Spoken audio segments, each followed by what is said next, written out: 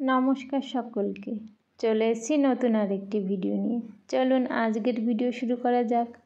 আজকে আমি করে দেখাবো মাশরুম। এখানে আমি মাশরুম নিয়েছি, আর মাশরুমের উপরের যে পাতলা আবরণটা আছে সেটা আমি ছাড়িয়ে নিচ্ছি। ঠিক এভাবে করে ছাড়িয়ে নিতে হবে। এখন আমি ভালো করে ছাড়িয়ে সবগুলো খুব সুন্দর করে ধুয়ে নেব। ধুয়ে আমি ছোট্ট ছোট্ট করে কেটে নিয়েছি।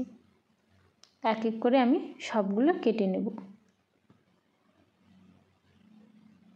সবগুলো মাশরুম আমার কাটা হয়ে গেছে। এখন আমি কড়াই নিয়েছি। কড়াইতে দিয়ে দেব পরিমাণ মতো তেল। তেল একটু গরম হলে আমি কেটে রাখা আলুগুলো দিয়ে দেব। এখানে আলুগুলো আমি ভালো করে পরিষ্কার করে ধুয়ে নিয়েছি। এখন একটু লবণ আর একটু হলুদ দিয়ে আলুগুলো ভালো করে ভেজে নেব। আলুগুলো আমি লাল লাল করে ভেজে নেব। একটু ঢেকে দেব যাতে আলুগুলো সিদ্ধ হয়ে যায় ভালো। আলু আমার সিদ্ধ করা হয়ে গেছে। ঢাকনাটা তুলে আমি নেড়ে চেড়ে নিয়েছি। আলু ভাজা হয়ে গেছে। এখন আমি নামিয়ে নেব।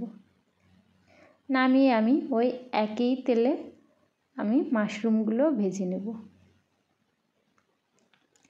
দিয়েছি একটু লবণ আর একটু হলুদ দিয়ে ভালো করে ভেজে নিতে হবে। মাশরুমগুলো ভাজা হয়ে গেছে। এখন আমি নামিয়ে নেব। নামিয়ে আমি ওই একই তেলে দিয়েছি দুটো তেজপাতা। এখন আমি দিয়ে দেব পেঁয়াজ কুচি। পেঁয়াজটা একটু আমি লাল লাল করে ভেজে নেব।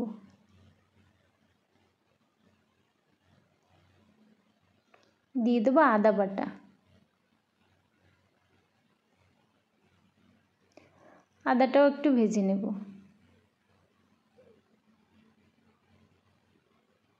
ভালো করে ভেজে নিয়েছি। এখন আমি আরও কিছু মশলা দিয়ে দেব। এখানে আমি দিয়েছি ধনে গুঁড়ি, জিরে গুঁড়ি, শুকনো লঙ্কা গুঁড়ি। এখন একটু জল দিয়ে ভালো করে মশলা কষিয়ে নেব। একটু জল দিয়েছি যাতে মশলাগুলো পুড়ে না যায়। এখন আমি পরিমাণ মতো লবণ আর হলুদ দিয়ে দিয়েছি। মশলাগুলো ভালো করে কষিয়ে আমি ভেজে রাখা আলুগুলো দিয়ে আবার আলুর সঙ্গে মশলাগুলো একটু কষিয়ে নেব। আলুর সঙ্গে মশলা কষানো হয়ে গেছে। আমি এখন ভেজে রাখা মাশরুমগুলো দিয়ে দিয়েছি। সব কিছু দিয়ে ভালো করে কষিয়ে নিতে হবে। কষানো হয়ে গেছে। এখন আমি পরিমাণ মতো জল দিয়ে দিয়েছি। জল দিয়ে ভালো করে ফুটিয়ে নিতে হবে। মাশরুম ওই ধরেন একদম মাংসর মতোই রান্না করতে হয়। রান্না প্রায় হয়ে গেছে।